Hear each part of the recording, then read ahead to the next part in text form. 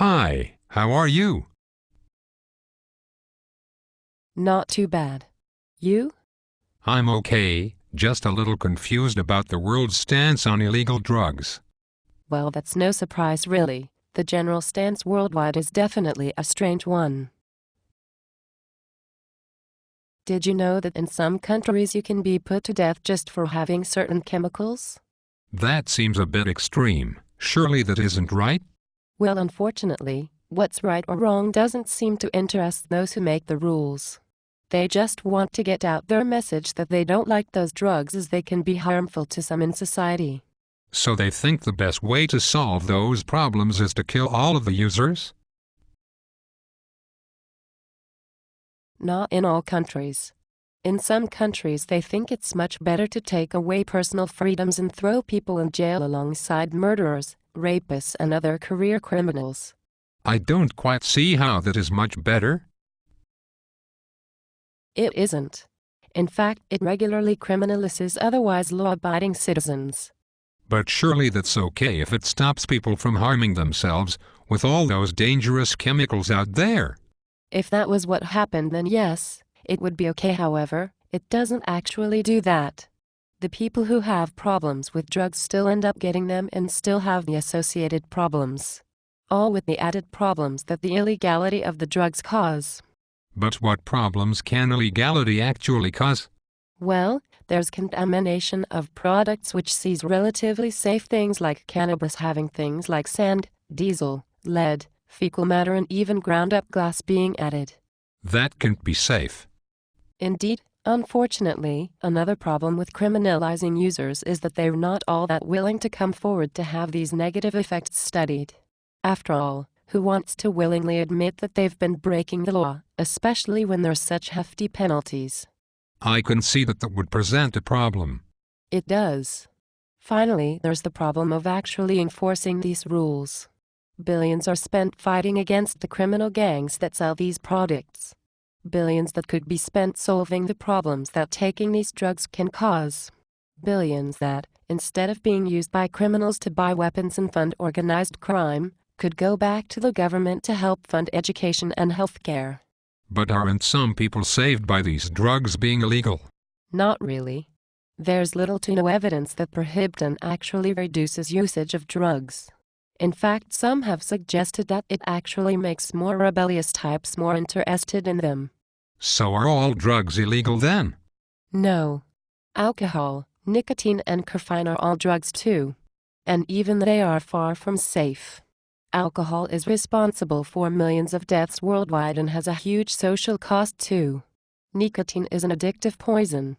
Even caffeine is deadly in high enough doses.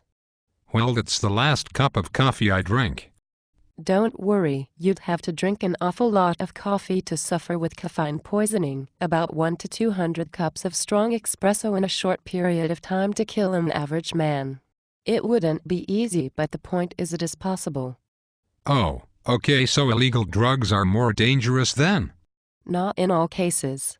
In fact, the lethal dose of cannabis would be a 10-pound block. That doesn't seem like a lot.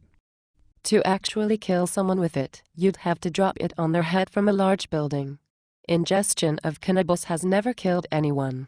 Smoking it is bad for your health, but it's the smoking that's at fault, not the cannabis itself. So why is it that cannabis is illegal when alcohol is so obviously such a more dangerous drug? Nobody is really sure. The British government are on record as saying it's because of social and cultural reasons. That sounds a little racist. It is. In fact, cannabis legislation is steeped in racism.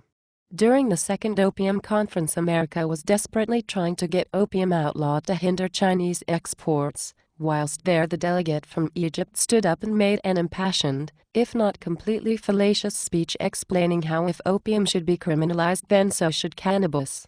He claimed that it caused mental problems and turned otherwise healthy men into crazed murderers. America happily accepted this, and when they got home embarked on a racist campaign against the Mexicans and African Americans who were the biggest users of this drug. But why would he do that without good reason? He thought that the Americans would back off as they were a world leader in hemp productions, thus leaving the Egyptians to continue producing opium. Unfortunately, the paper and textile industry was just taking off, so the Americans had something to fall back on. The same industry that has now caused huge environmental issues with their mass destruction of huge chunks of the rainforest. They became a cancer in the lungs of the planet. Where can I find out more about hemp production? There's a brilliant book by Jack Herer called The Emperor Wears No Clothes. Okay, I can see your point about cannabis. It does seem rather pointless to outlaw something like that, and the initial reasons seem somewhat shaky, but what about other drugs?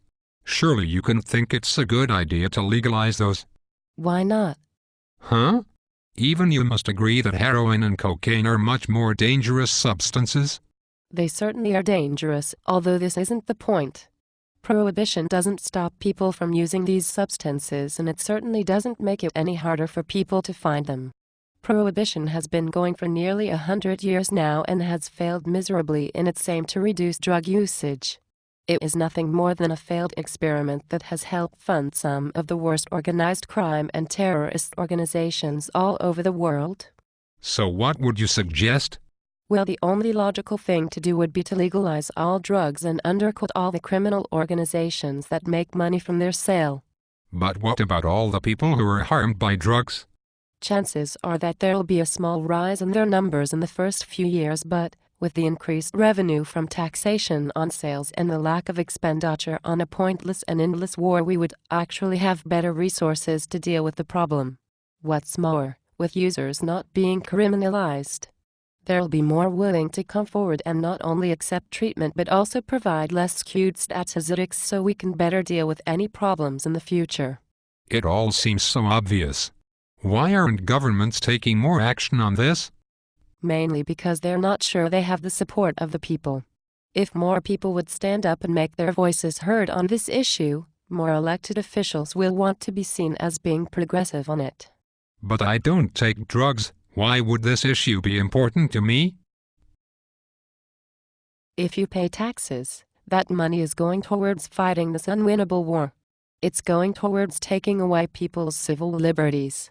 It's going towards ruining people's lives. If you can sleep at night knowing that these problems are caused by you, then it's not important. If, however, you happen to have a shred of decency or concern for your fellow man, then stand up and be counted.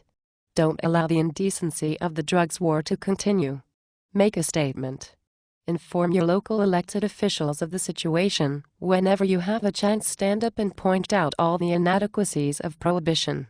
Tell friends. Tell family. Make sure everyone you know understands the wrong that is being done. The only way to rid ourselves of this ridiculous situation we find ourselves in is to expose it to all as the sham that it is. Thank you. That certainly has made things clearer for me. Can you tell me where I might be able to find more information with regards to drug laws and how I can make a difference? There's many places out there. Transform, the Drugs Equality Alliance, UKCIA and Release are all great organizations that are trying to fight against the unjustified prohibitionist. I'll check those out. For now, I think I'm going to head home and research some of those things you've told me. Good for you. The only way to deal with all the misinformation out there is to get better informed.